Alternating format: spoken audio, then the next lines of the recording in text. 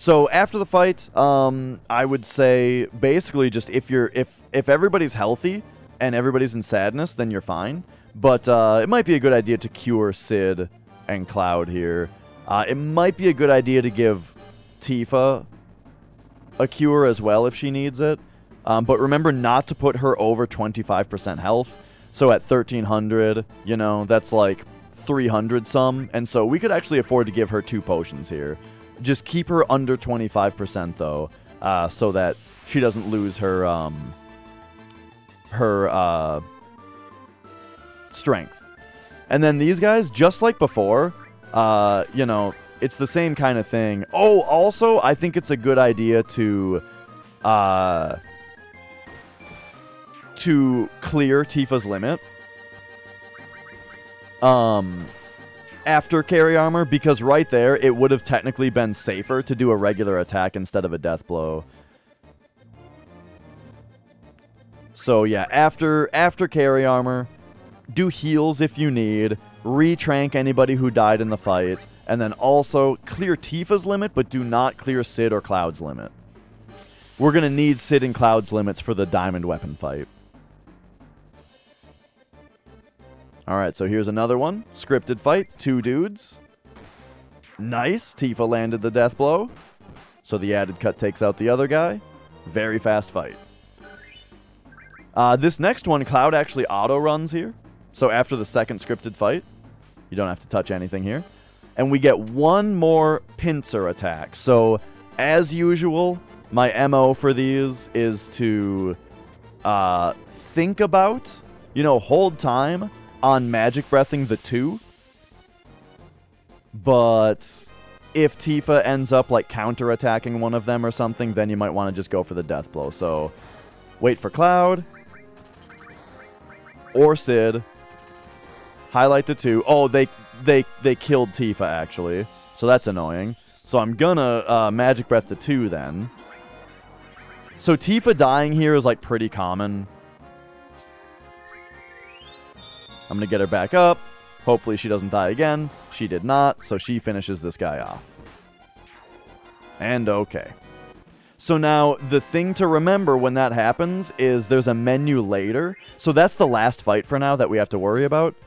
There's a menu later where we're going to need to remember to trank her because she's untranked now. So anyway, it's just run up after the pincer into this room. And then these guys, extremely important to pay attention here. After they spin their gun around and he says attack, take the second option. Attack, he says. Next text box, second option. Otherwise, you have to fight these guys, and you don't have to. It's way slower to fight them, and it's very sad if you fight them. Then, on this part, you just mash until Cloud scratches his head. Technically, the conversation ends, and then you have to hit circle to initiate this. But, you know, you just mash circle. When he scratches his head, boom, second option, and second option again. That just starts the mission without listening to the tutorial. Alright. Time for the Submarine Game. The Submarine Game is the easiest minigame of all time. All you have to do is start out by holding down and mashing triangle a bit to raise some speed. Like basically, you know, you got your up and down, right? You just want to go up with some speed, and then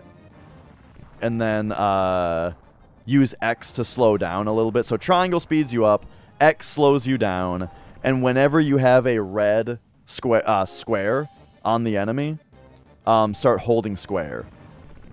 And just holding square down all the time. That's what releases all of your missiles as soon as possible. After 3 volleys of 4 missiles each, then you're done.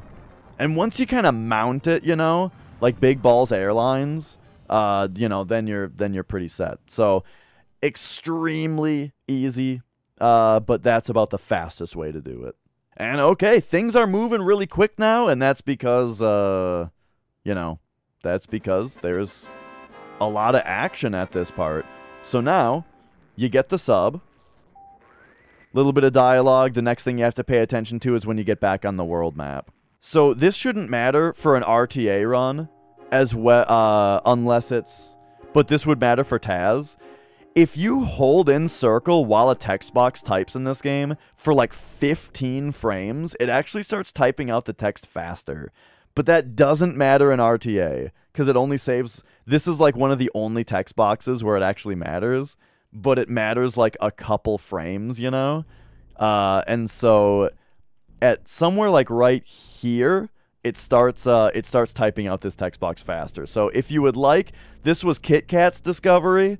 If you would like, you may hold circle here and then just tap when you see the pink. Honestly though, I think if it's RTA, you'll probably lose time doing that. But for a Taz, there you go. But there's lots of implications for Taz where, you know, you wouldn't be going for this tutorial anyway. Now, immediately what we can do is we can go and get the Key of the Ancients. We're going to go get the Key to the Ancients, or Key of the Ancients, or something like that. So right away, you get back in your sub. The Key to the Ancients is way up here in like a hidden cave. So I think the fastest thing to do on the submarine is to orient your camera so that you are like pointing directly at where we're going, you know, so that you have a straight shot over there.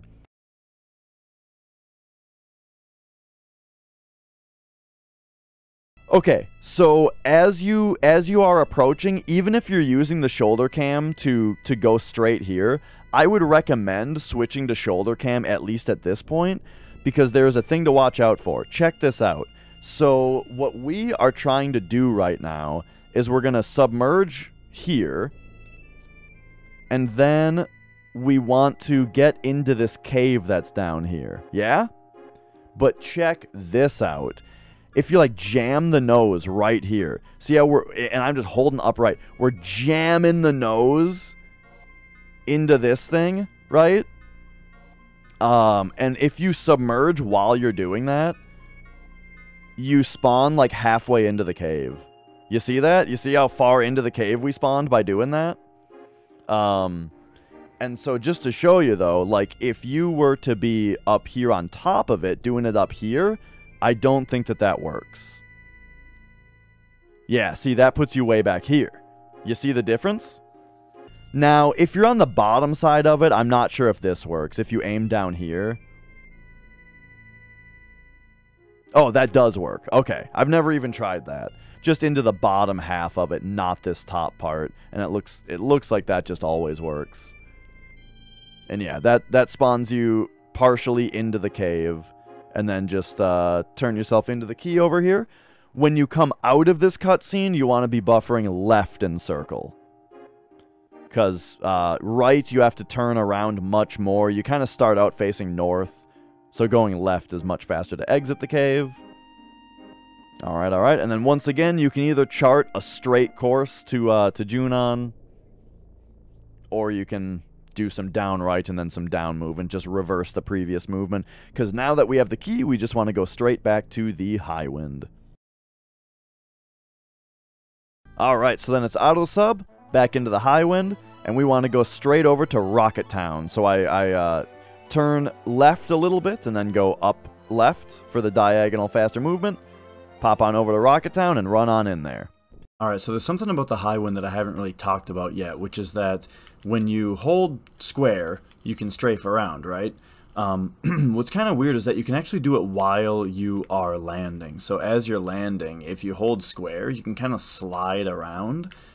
And there's a couple spots where you can find to use this. Like lately, after I am coming back from being Sid, and it's time to go to Junon in the first place, a lot of the time now when I come to this patch and land, I hold square and up to shove the high wind as north as possible.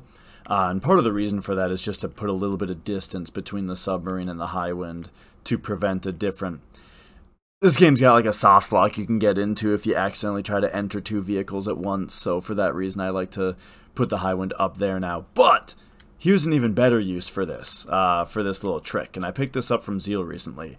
When you're flying to Rocket Town, you do your little left turn, and then we come diagonal like this, and now if I make a save state here. Instead of coming up here, landing, and then going into Rocket Town, what you can do is use the slide to basically skip the whole landing animation. You basically use the slide to be moving during the entire landing animation.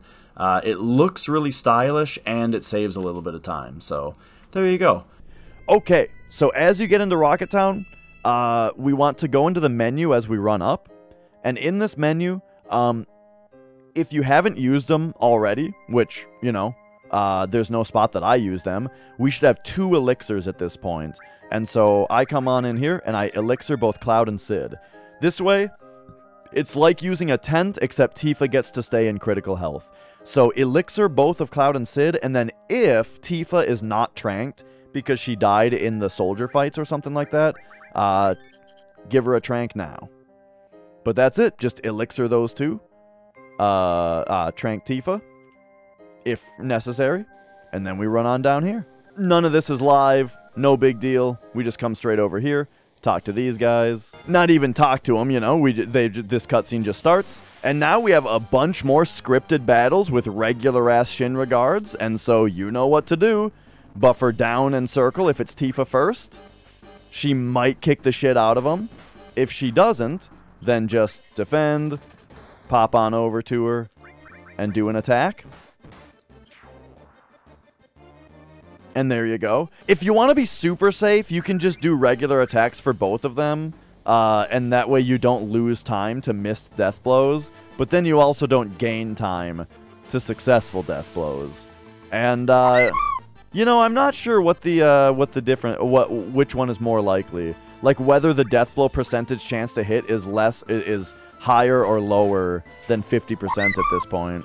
Apologies for the chocobo sounds. So this fight is a little bit different because there's a third guy. So it's actually a lot different. For this fight, I generally just do a magic breath and then a regular attack with Tifa on the senior. You know, I think that's the fastest way to take out the 2 guards. Tifa takes out this guy, boom, you're done. Now, if it's possible that characters can be like put to sleep and stuff in that fight, I think.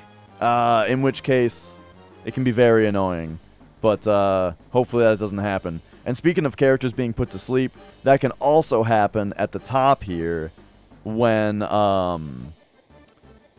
we're fighting Rude. So now it's time to talk about the Rude fight.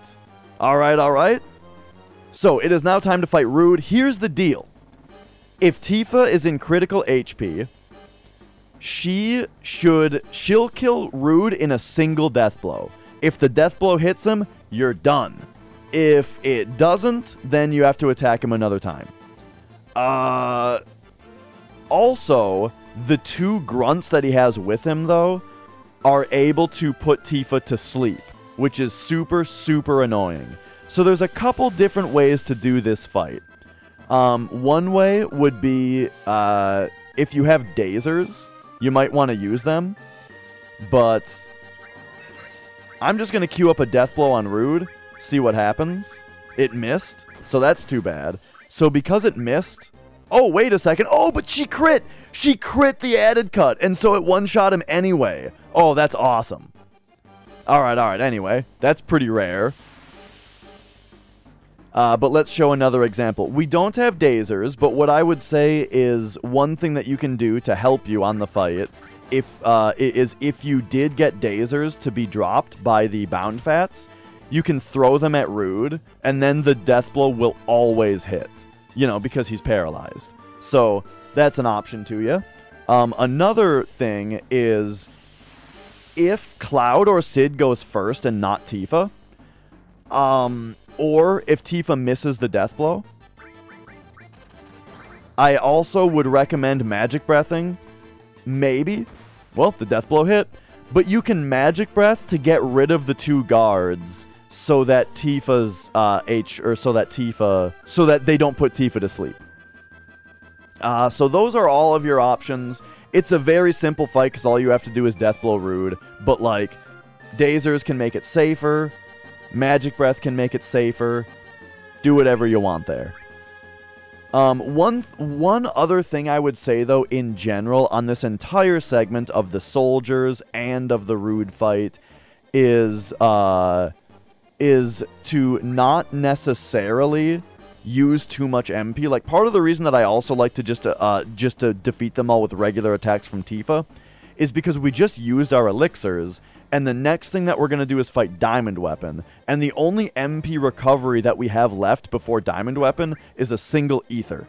And we want either Cloud or Sid to be able to afford a big guard. And so I don't like to use too much MP here, but, you know, there you go. That's another reason. If Tifa does get put to sleep, you can either wait it out, right? Which sucks. Waiting it out sucks. So another thing to talk about with this section in general is you really don't want Sid or... You really don't want Sid or Cloud to die, because you really want them to have their limit breaks, both of them, for the Diamond Weapon fight. Alright, so here's an example of Magic Breathing here to get rid of the two guards so that they don't do any shenanigans while we wait for Tifa to get another turn. And so both of her death blows missed, but both of her regular attacks were enough. If one of them does die and lose their limit, though, we have a backup for that. But don't use their limits and don't let them die if you can help it. Okay. So now, up into this room. And just mash circle. And this guy is just one more scripted fight. All you have to do is attack him with Tifa. Best case scenario, Tifa has the best ATB. Which right now, with the curse ring, I think she will. But I'll be careful to not... Okay, yep. If he gets a turn before your turn goes off, it's not the end of the world, but that's the fastest. Alright. And that's the last guy. So now at this point, we need to kind of run, like, you kind of got to zigzag in there between the guard and the door. Hit circle on the door. You get yourself a cutscene. And here is another decent cutscene. We go into space. So what happens here is we need to just try to leave. Ignore the huge materia. We don't need it. And so once the FMV is over, and the dialogue is over, and the party runs into Cloud, be buffering down and run. And when you try to leave, Sid is going to tell you where the huge materia is, so then you just need to try to leave again, you know? Once the party runs into Cloud, just be buffering down and run.